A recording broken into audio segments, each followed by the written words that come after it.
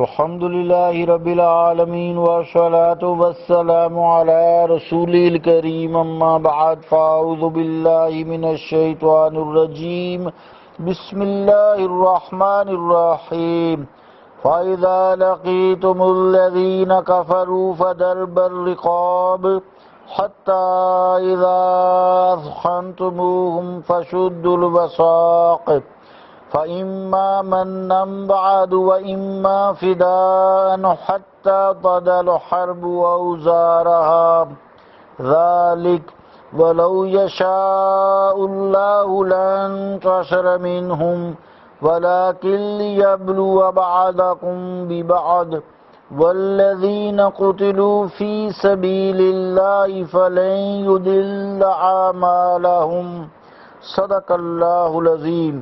واجب الاحترام سامعین، السلام علیکم ورحمۃ اللہ وبرکاتہ۔ سورہ محمد کی 4 نمبر آیت تلاوت کرنے کی سعادت حاصل کی ہے۔ اس آیت کا ترجمہ یوں ہے: پھر جب میدان جنگ میں تمہارا کفار سے آمنا سامنا ہو تو ان کی گردنیں اڑا دو، یہاں تک کہ جب انہیں خوب قتل کر لو تو پھر کس کر باندھو رسیاں، بعد ازاں یا تو احسان کر کے ان کو رہا کر دو یا ان سے فدیہ لو، یہاں تک کہ جنگ اپنے ہتھیار ڈال دے، یہی حکم ہے۔ اور اگر اللہ تعالی چاہتا تو خود ہی ان سے بدلہ لے لیتا، لیکن وہ آزمانا چاہتا ہے تمہیں بعض کو بعض سے، اور جو مار ڈالے گئے اللہ کی راہ میں پس اللہ ان کے اعمال ضائع نہیں ہونے دے گا۔ اللہ کا قول سچا ہے جو بڑی ہی عظمت والا ہے۔ عزیزان گرامی قدر، السلام علیکم ورحمۃ اللہ وبرکاتہ۔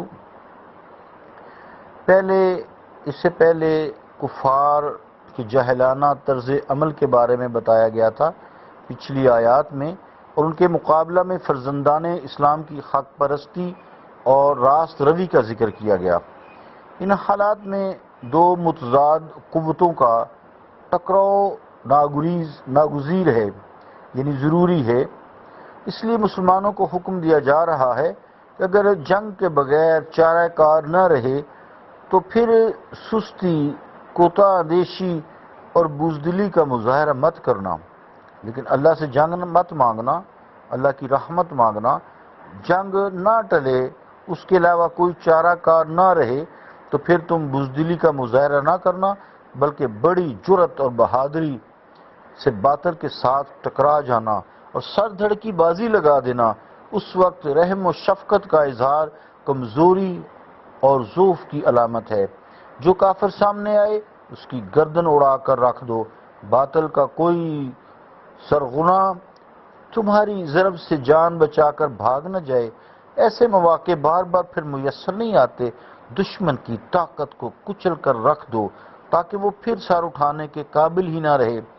یہاں جو بتایا جا رہا ہے کہ جو تم ان کو قتل کرو نا، قتل کر کے خوب جب کر لو، تھک جاؤ، یا اب جنگ کی جو شدت ہے وہ کم ہو جائے، پھر جو لوگ گرفتار ہوں انہیں تم اچھی طرح قیدی کر لو، ان کو تم کس کے باندھ دو۔ مقصد یہ ہے کہ جب تم ان کے کشتوں کے پشتے لگاؤ، انہیں زخموں سے چور چور کر دو، حتیٰ کہ وہ بالکل مغلوب ہو کر رہ جائیں، تو اس وقت جنگ بند کر دو، اور بقیہ جو بچ گئے ہیں ان کو قید کر لو، اسیر بنا لو، ان کی مشکیں خوب کس کر باندھ لو، ایسا نہ ہو کہ وہ بھاگ جائیں اور تمہارے لیے نئی مصیبت کھڑی کر دیں۔ عزیزان گرامی قدر، جو جنگی قیدی ہوتے ہیں ان کے ساتھ کس طرح سلوک کرنا چاہیے اس کو بیان کیا جا رہا ہے۔ بعض علماء جن میں ابن جریج، سدی اور قتادہ کا خیال ہے کہ یہ آیت منسوخ ہے اور اس کی ناسخ جو ہے فَاقْتُلُوا الْمُشْرِكِينَ حَيْثُ وَجَدْتُمُوهُ ہے، لیکن جمہور علماء کا مذہب یہ کہ یہ آیت محکم ہے، یعنی حکم والی ہے، منسوخ نہیں ہے، اور اسیر کو قتل کرنا درست نہیں ہے، یعنی جب قیدی کر لیا تو اب اس کو تم نے قتل نہیں کرنا۔ تو اسیر کے ساتھ، قیدی کے ساتھ وہی معاملہ کیا جا سکتا ہے جو اس آیت میں ذکر کیا گیا ہے۔ چنانچہ استدلال کے طور پر وہی روایات بھی آپ سماعت فرمائیں کہ حجاج نے حضرت ابن عمر کو کہا کہ فلاں اسیر جنگ کو قتل کر دو۔ آپ نے فرمایا لیس بہذا امرنا، کہ ہمیں قیدیوں کو قتل کرنے کا حکم نہیں دیا گیا۔ اس کے بعد یہ آیت کریمہ تلاوت فرمائی جو میں نے ابھی پڑھی ہے۔ حضرت عمر بن عبدالعزیز بھی اس سیرانے یعنی جنگی قیدیوں کو قتل نہیں کرتے تھے۔ علامہ ابن جریر یہ اقوال لکھنے کے بعد اپنی تحقیق کا یوں اظہار کرتے ہیں والصواب من القول عندنا ان هذه الآیات محکمات لیست منسوخہ، یہ صحیح قول یہی ہے کہ یہ آیت محکم ہے، منسوخ نہیں ہے۔ اس کی وجہ بھی ساتھ ہی بیان کر دی کہ نسخ کی ضرورت تب پیش آتی جب دونوں کو جمع کرنا ممکن نہ ہوتا، یہاں ایسی صورت نہیں ہے۔ مراد یہ ہے کہ کوئی تعجب انگیز بات نہیں کہ اللہ تعالیٰ نے قیدیوں کے ساتھ دونوں صورتوں میں برتاؤ کرنے کا حق مسلمانوں کو دیا ہے کہ چاہے تو وہ فدیہ لے کے انہیں چھوڑ دیں، چاہے انہیں معاف کر دیں۔ حضور علیہ الصلوۃ والسلام جو ہے ان کے خلفاء کے جو کام سپرد کر دیا ہو۔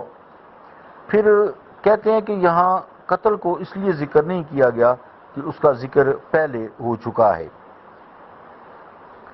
احادیث مبارکہ میں جہاں کسی قیدی کو قتل کرنے کا حکم دیا گیا ہے وہاں مخصوص حالات کی بنیاد پر دیا گیا ہے۔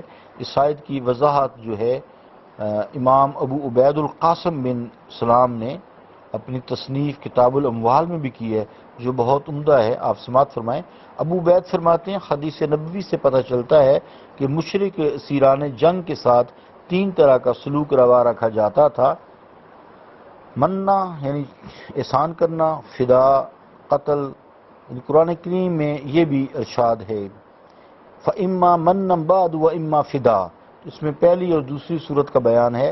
فقت المشرکینہ جو ہے الآخر، اس میں تیسری صورت کا ذکر ہے۔ احسان و مروت کی مثال اہل مکہ سے حضور علیہ الصلوۃ والسلام کا سلوک ہے۔ اس روز اللہ تعالیٰ کے حبیب کی طرف سے ایک منادی کرنے والے نے اعلان کیا جس کا ترجمہ یوں ہے کہ یعنی زخمی کا کام تمام نہ کرنا، پیٹھ پھیرنے والے کا تعاقب نہ کرنا، کسی قیدی کو قتل نہ کرنا، اور جس نے اپنا دروازہ بند کر لیا اسے امن ہے۔ فتح مکہ کے موقع پر حضور علیہ الصلوۃ والسلام نے 4 آدمیوں کے سوا سب کو امان دے دیے اور معاف فرما دیا، اور جن 4 کو مستثنا فرمایا ان کی خاص وجوہات تھیں۔ خیبر فتح ہوا تو وہاں کے یہودیوں کو بھی حضور علیہ الصلوۃ والسلام نے امان دی اور معاف فرما دیا۔ بدر کے جنگی قیدیوں کے بارے میں جبیر بن مطعم نے بتایا کہ میں جنگی قیدیوں کی سفارش کرنے کے لیے حضور کریم صلی اللہ علیہ وآلہ وسلم کی خدمت میں حاضر ہوا۔ اس وقت حضور کریم صلی اللہ علیہ وآلہ وسلم مغرب یا عشاء کی نماز پڑھا رہے تھے جب حضور صلی اللہ علیہ وسلم نے یہ آیت تلاوت کی ان عذاب ربک لواقع ما لہ من دافع، سورۃ طور، یعنی تیرے رب کا عذاب ضرور واقع ہوگا اور اسے کوئی روک نہیں سکتا۔ تو دہشت کے مارے فرماتے میرا دل پھٹنے لگا۔ جب نماز سے فارغ ہوئے تو میں نے اپنی حاضری کی وجہ بیان کی۔ حضور علیہ الصلوۃ والسلام نے فرمایا شیخ لو کان اتانا فیہم شفعناہ، یعنی اباہ مطعم ابن عیدی، یعنی یہ اس سردار کا بیٹا ہے کہ اگر وہ ہمارے پاس ان لوگوں کی شفاعت کرے تو ہم ان کی شفاعت قبول کریں گے۔ یہ واقعات سارے نقل کرنے کے بعد امام ابو عبید لکھتے ہیں یعنی قیدیوں کے ساتھ احسان کرنے کا یہ طریقہ ہے جو حضور صلی اللہ علیہ وآلہ وسلم نے ہمارے لیے سنت بنا دی ہے۔ اس کے بعد انہوں نے خلافت راشدہ کے عہد کے ایسے واقعات لکھے ہیں جہاں حضرت صدیق اکبر رضی اللہ تعالیٰ عنہ اور حضرت فاروق اعظم رضی اللہ تعالیٰ عنہ نے جنگی قیدیوں کو آزاد کر دیا۔